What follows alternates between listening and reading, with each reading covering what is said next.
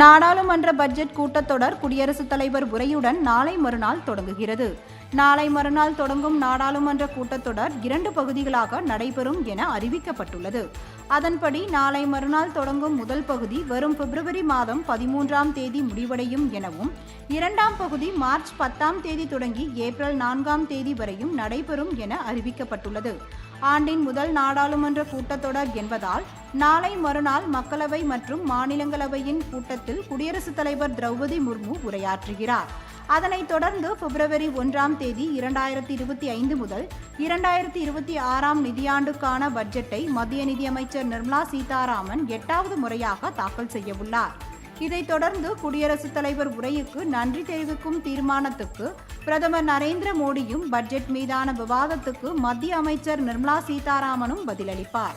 அதேபோல் மாநிலங்களவையின் பிரதமர் மோடி பிப்ரவரி 6ஆம் தேதி உரையாற்றுவார் என எதிர்பார்க்கப்படுகிறது.